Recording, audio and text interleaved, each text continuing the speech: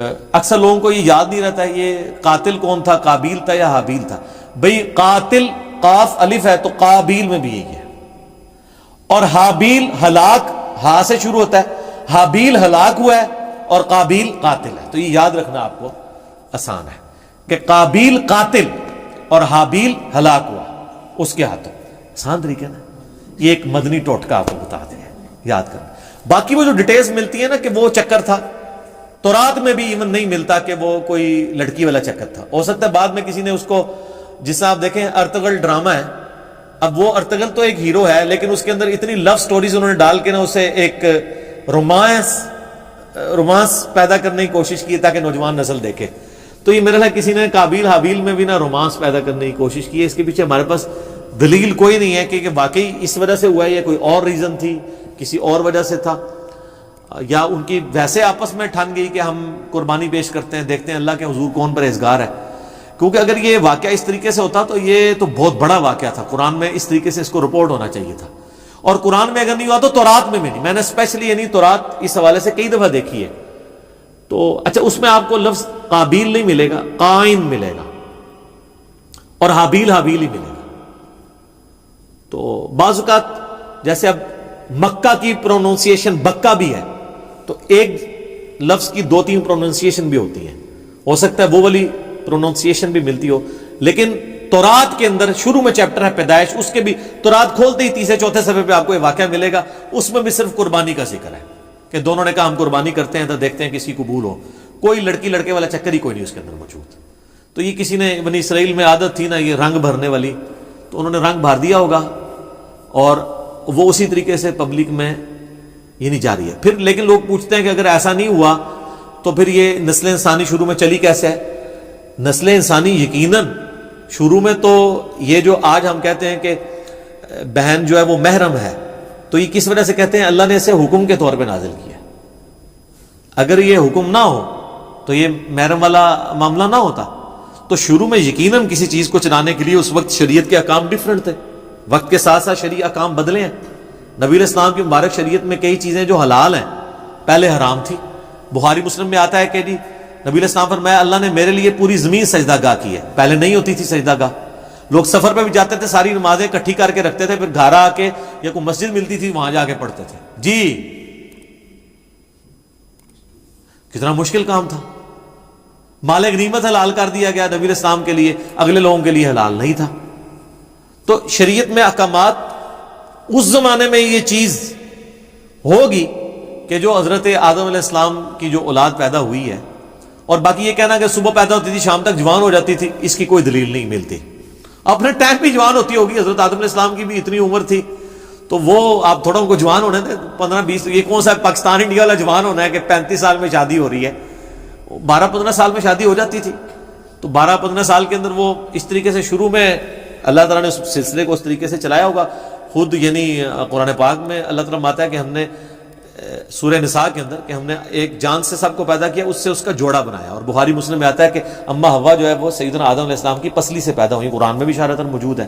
اور یہ سیم چیز جو ہے تورات میں بھی آپ کو پیدائش چیپٹر میں ملے گی کہ حضرت آدم سے حوا نکلی ہیں. تو یہ بھی تو ہوا ہے نا، ان میں سے نکلی ہیں تو وہ بیوی بھی بن گئی. تو ایک اسپیشل کیس تھا. یہ اکثر لوگ پوچھتے ہیں نہیں شروع جو کام کس طرح چل رہا سی وہ پائی کیویں بھی چلیا سی، تسی دیکھو ہن کام کیوں چلانا ہے، اسے چل گیا. تو ظاہر شروع میں اسی طریقے سے عورتوں کو آپشن نظر نہیں آتا کہ چلا ہوگا. تو باقی وہ یہ کہ صبح ہوتی تھی شام کو تک جوان ہو جاتی تھی، پھر کراس کروایا جاتا تھا، اس کی کوئی دلیل نہیں ملتی. ہاں اسرائیلی روایتیں یہ کہتی ہیں، اور ایون ابن کثیر نے بھی، ابن جریر طبری نے بھی، ہمارے اہل سنت کے جو بڑے ائمہ ہیں انہوں نے بھی یہ نقل کیا کہ، لیکن ساتھ انہوں نے بھی کہا کہ یہ ہماری اسیسمنٹ ہے، ہم اس کو وثوق سے نہیں کہہ سکتے کیونکہ نبی علیہ السلام نے اس کی ڈیٹیلز بیان نہیں کی ہیں یہ کیسے ہوا ہوگا. بہرحال الٹیمیٹلی یہ ایک بندے نے دوسرے کا قتل کر دیا، اس کے اگینسٹ اللہ نے یہ قانون نازل کر دیا کہ ایک انسان کا قتل پوری انسانیت کا قتل ہے. ایک مسلمان نہیں، انسان. اور ایک انسان کی جان بچانا پوری انسانیت کی جان بچانا ہے. اصل میں یہ ہے میسج.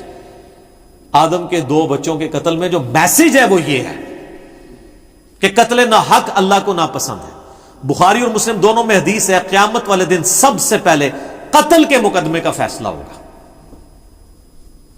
ابو داؤد ترمذی میں حدیث ہے، نبی علیہ السلام نے فرمایا قیامت والے دن مقتول اپنے قاتل کو پیشانی کے بالوں سے گھسیٹتا ہوا اس حال میں کہ اس کی رگوں سے خون بہ رہا ہوگا، اللہ کے عرش کے پاس پہنچ جائے گا اور کہے گا اے اللہ مجھے انصاف دلا، اس نے مجھے دنیا میں قتل کیوں کیا تھا۔ اور سنن نسائی میں آگے اس صحابی کے الفاظ ہیں، اے حکمرانوں قتل پہ معاونت نہ کرو کسی کی، قتل نہ حق اتنی بڑی چیز ہے، اور قتل حق بھی جوڈیشری نے کرنا ہے، یہ نہیں ہے کہ میرے باپ کا قاتل میرے سامنے آیا تو میں گولی مار دوں، نہیں، جوڈیشری میں پروف ہوگا، تو نہیں ہوگا تو آخرت میں بدلہ ملے گا، آخرت کا تو بدلہ بہت بڑا ہے، وہ تو آپ سوچ بھی نہیں سکتے۔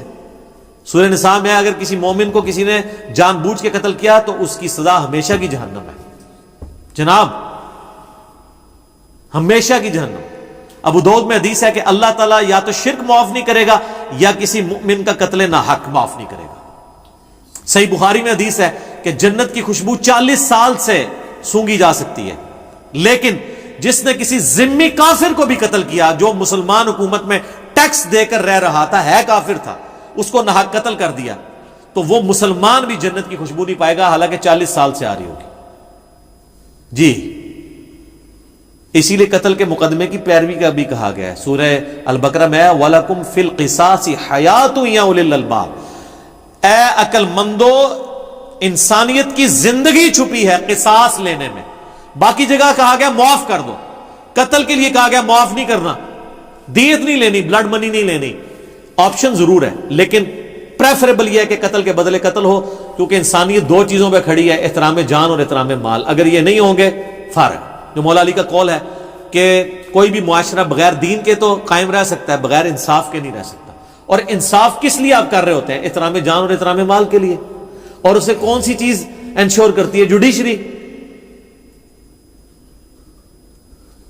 جامع ترمذی میں موقوفاً روایت موجود ہے کہ اے کعبہ تیری خوشبو بڑی اچھی ہے، لیکن اللہ کے حضور ایک مؤمن کی حرمت کعبے سے بھی بڑھ کے ہے۔ جامع ترمذی میں حدیث ہے کوئی شخص پوری دنیا کو تباہ و برباد کر دے، اللہ کے نزدیک یہ چھوٹا گناہ ہے، اور ایک مؤمن کا قتل اس سے بڑا گناہ ہے۔ جناب یہ بہت بہت سینسٹیو ایشو ہے، اس لیے تو میں ایکسٹرا جوڈیشل کلنگ کے خلاف بھی بولتا ہوں۔ آپ نہ حب الوطنی کے نام پر، نہ توہین مذہب کے نام کے اوپر قانون کو ہاتھ میں لے کے کسی کو قتل نہیں کر سکتے۔ ناحق بندہ قتل ہو گیا تو آپ مارے گئے، یہ نہیں ہوگا کہ آپ کی اجتہادی غلطی شمار ہوگی، آپ ہر چیز کو جوڈیشری میں لے کر آئیں گے، اور جوڈیشری میں پروف نہیں ہوتا اور وہ واقعی قاتل تھا، اللہ جانے اس کا معاملہ جانے، آپ نہیں کر سکتے، ورنہ بے گناہ لوگوں کو بھی سزا ملنا شروع ہو جائے گی، لوگ اپنی ذاتی دشمنیاں نبھانے کے لیے بھی ماورائے عدالت قتل، ایکسٹرا جوڈیشل کلنگ کرنی شروع کر دیں گے۔ تو یہ بہت سینسٹیو ایشو ہے قتل والا۔ تو یہ حضرت آدم علیہ السلام کے 2 بیٹوں کے قتل والا جو واقعہ تھا، اس سے لیسن یہ ملتا ہے۔